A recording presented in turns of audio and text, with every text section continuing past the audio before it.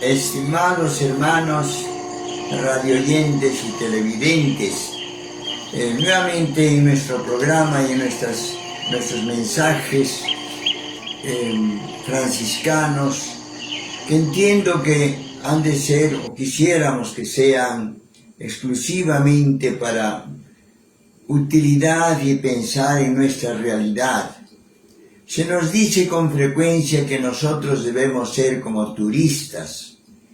Tenemos nuestro pasaporte y nuestros documentos de nuestra nación o de nuestro lugar de origen. Y estamos aquí unos 15 días o un mes o más, pero de turista, ya sabemos, muy hermoso todo este sitio, los monumentos, excelente. Nos gustan las comidas, todo aquello, pero sabemos que eso no va a ser permanente, va a ser simplemente transitorio, y por muy agradable que sea un espectáculo o un panorama, eso no lo vamos a tener en nuestra casa. Nuestra casa es allá, el lugar donde estuvimos, nuestra patria. Así también nosotros, hermanos, somos criados por Dios, y se nos ha puesto en este mundo, y se nos ha dicho: mira, te pongo a ti, tienes todas las cosas que tienes a tu disposición, pero es un periodo solamente, son 15 días, un mes, bueno, un año, 20 años, 50 años, 100 años ya, bueno, pero si quieres vivir más por gusto, o estás en cama, o estás en silla de ruedas, ¿para qué? Preferible morir antes, ¿no es cierto? Bueno, pero que sea la voluntad de Dios. Entonces, esa es un poco la realidad. Venimos de Dios, recorremos en este mundo un tiempo y volvemos a Dios. Preparémonos, y para llegar a Dios son 3 cosas bien puntuales. Si quieres entrar a la vida eterna, cumple los mandamientos de la ley de Dios. Los 10 mandamientos, lo que la Iglesia nos manda, lo que el Estado, el reglamento, el MOF, obligaciones de mi trabajo, obligaciones de estudiar en el colegio o en la universidad, son mis obligaciones. Esas obligaciones cúmplelas, los mandamientos, todo lo que Dios nos manda, y básicamente los 10 mandamientos de la ley de Dios, y los mandamientos de la Iglesia, y las leyes, naturalmente, del Estado, naturalmente, de nuestro trabajo. Ese es, primero, cumplir los 10 mandamientos. Segundo, amar al prójimo, ayudar al prójimo, de ninguna manera odiar, hacer daño al prójimo, al menos amar al prójimo lo estándar, es decir, no pensar de que el prójimo, voy a ser amigo del prójimo, no necesariamente, pero el amor básico a todos, no excluir a nadie, es decir, el saludo, lo más importante, si un vaso de agua, un pan si tiene hambre, etcétera, un momento, lo básico, lo mínimo que se puede hacer. Entonces, eso es. Ahora, si es de emergencia, sí, urgentemente atender al prójimo en sus necesidades, porque en ese caso el prójimo tiene derecho también a lo tuyo, porque tú eres ciudadano de este pueblo y tienes que compartir con lo que hay en este pueblo, en este mundo que es la casa de Dios. Entonces es la segunda, amar a tu prójimo, servirlo también. Y Jesús dice: así como yo, que soy jefe, les he servido, ustedes sírvanse, compréndanse, ayúdense, etc. Ese es. Y en tercer lugar, tú mismo, tu persona. Tú eres hijo de Dios, cuida tu persona, cuida tu cuerpo, cuida tu inteligencia, cuida tus habilidades, lo que eres, potencialo. Entonces, tienes talentos que Dios te ha dado. Bueno, úsalos, multiplícalos, desentiérralos si es posible, pero sobre todo, pues multiplica cuanto más puedas esos talentos. Esa es la enseñanza. El panorama que vemos es ese, y por lo tanto estamos estudiando la palabra de Dios. La palabra de Dios ustedes la tienen y debemos todos leerla, conocerla. Hemos visto como panorama bíblico hasta estos días la palabra de Dios. La Biblia es la palabra de Dios. 73 libros clasificados en 46 del Antiguo Testamento y 27 del Nuevo Testamento. Vemos también que el Antiguo Testamento, los 46, tiene 4 clases de libros: históricos, proféticos, sapienciales y salmos. Y el Nuevo Testamento también tiene 4, que son los evangelios, los hechos, las cartas de los apóstoles y el Apocalipsis. 4. Todo esto está sintetizado, después veremos, en la doctrina ya estructurada de la Iglesia, de la religión, lo que llamaríamos el catecismo, ¿no? Los judíos tienen un libro llamado el Sidur, que también como guía, explicación de la Biblia y oraciones, y diríamos cómo uno puede actuar un poco aplicando la Biblia. Nosotros, además de esto, la tercera sección del Antiguo Testamento son los libros sapienciales, que son Sabiduría, Eclesiástico, Baruch, Tobías, Judith, Cantar de los Cantares, etc., ¿no? Entonces estos libros son pues sapienciales, porque nos dan la sabiduría, llamémosle, lo que nos hace pensar, nos hace filosofar. Libros sapienciales son llamados deuterocanónicos por haber sido escritos en griego.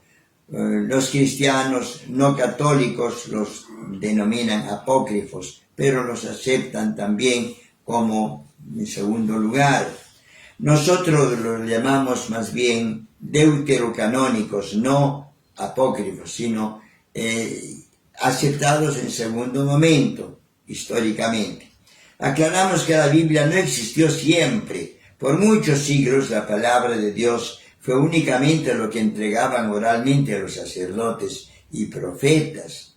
Leemos precisamente hoy día el libro de Nehemías, cuando Nehemías con el rey Artajerjes de Asiria logra que el rey le mande y le autorice y le ayude para que se reconstruya el templo de Jerusalén. Estaban pues esclavos los judíos, y ahora regresan, y entonces ahí Nehemías les dice, vamos a, pórtense bien, sirvan a sus hermanos, nosotros lo estamos liberando de la esclavitud y ustedes lo están esclavizando más bien. ¿Cómo es posible?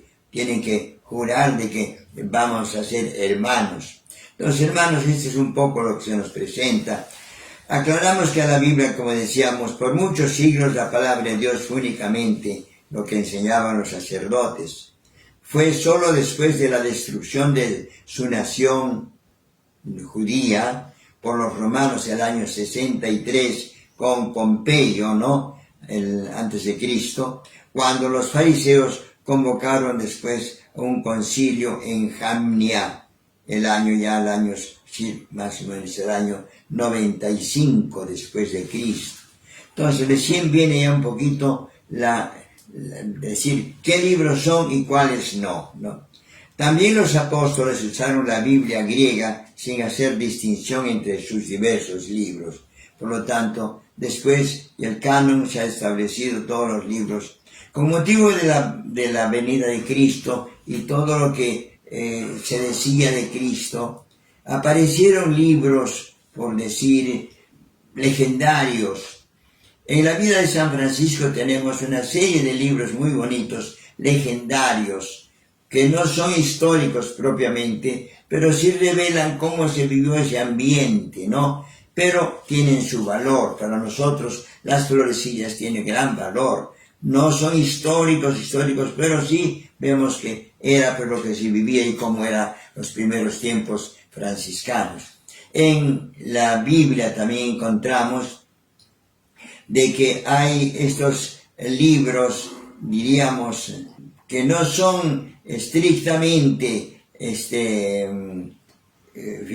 escritos en hebreo, sino en griego, y también libros que es una literatura filosófica, por decir, ¿no? Por lo tanto, los sapienciales tienen esa característica. La sabiduría de Salomón era mayor que la de todos los otros pueblos del Oriente, porque esos pueblos del Oriente también tenían sus aforismos, sus leyes, normas, su filosofía, y todos tenían más o menos el proverbio oriental, ¿no? Por eso dice un proverbio oriental: no creas todo lo que oyes, no hables todo lo que sabes, no comas todo lo que puedas, etc. Porque puedes creer lo que no es verdad, puedes hablar lo que no conviene, puedes comer lo que no te sirve y te hace daño. O sea, mide, contrólate un poco la sabiduría oriental, ¿no? Y otros tipos que todavía tenemos. Salomón llegó a ser, en cuanto a la sabiduría, lo que David era referente a los salmos y Moisés con referente a la ley o Torah. Es decir, Salomón fue el gran, digamos, sabio. No hubo ni habrá un hombre más sabio que Salomón, ¿no? La sabiduría pagana era secular, prudencia, práctica, o sea, era pues, ¿qué diré?, pragmática, para triunfar en la vida. La sabiduría en Israel es religiosa, sagrada y viene de Dios. Es un poco más espiritualizada, basada también en la sabiduría popular. En el alma perversa no entra la sabiduría, nos dice San Pablo también. Ya coman, ya beban o hagan otra cosa, háganlo todo para gloria de Dios. Nosotros, hermanos, procuremos también buscar esa sabiduría, todo en nombre de Dios, para Dios, lo bueno, lo que Dios quiere. Esto querrá Dios, esto será conforme a la ley de Dios, sí o no, según esto, ¿no? Esto que estoy haciendo le gustará a Dios, ¿no? Por eso viene la voz de la conciencia. La conciencia te dice: eso no está bien. La conciencia nos reprocha y reprocha inmediatamente. Después, los libros de la sabiduría son 7, más: Cantar de los Cantares, Salmos, Proverbios, Eclesiástico, Job, Eclesiastés y Sabiduría. Vemos, pues, por ejemplo, que Job es importante, como Job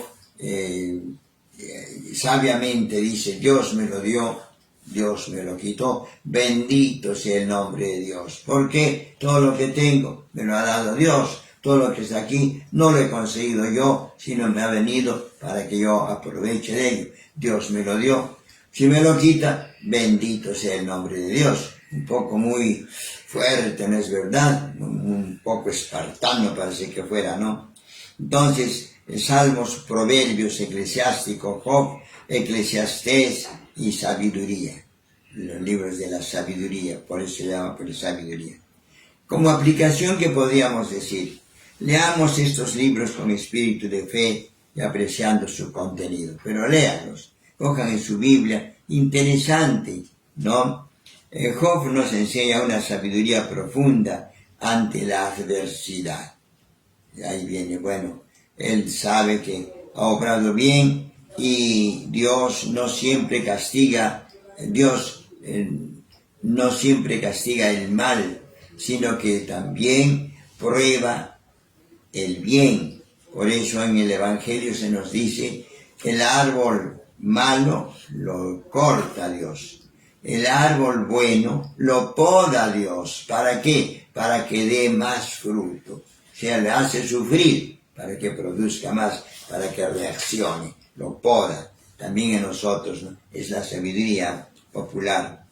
El cantar es figurado y toma en forma parabólica el retorno de Israel de las lejanías de la infidelidad y del exilio. Bueno, va narrando como dos novios ahí que se miran a lejos, que se otean, en fin, un poco, bueno, literario, muy lírico, pero realmente es lo que Dios hace con nosotros. Dios nos quiere, Dios nos enamora, nos da tantas cosas. Y nosotros sí, le decimos sí, y a veces no, y estamos jugando con Él. Entonces ese es un poco en el cantar de los cantares, significa en ese sentido, ¿no? Los salmos también son una plegaria de todo un pueblo y diálogo con Dios. Pero los salmos los estudiamos aparte, por eso decimos, los libros del Antiguo Testamento son históricos, proféticos, sapienciales, y entre los sapienciales está pues los salmos, sabios efectivamente, pero era un libro de oraciones, un libro de plegarias del pueblo judío. Estimados hermanos, les invito a que lean esto, aunque sea gradualmente, pero sí sepan que es el panorama. Conozcan, enseñen, lean su Biblia y Dios les va a bendecir. El mes pasado ha sido el mes de la Biblia y los santos de nuestro tiempo pues han usado la Biblia, han leído y les ha surtido. Bien, estimados hermanos, gracias por vuestra atención, paz y bien.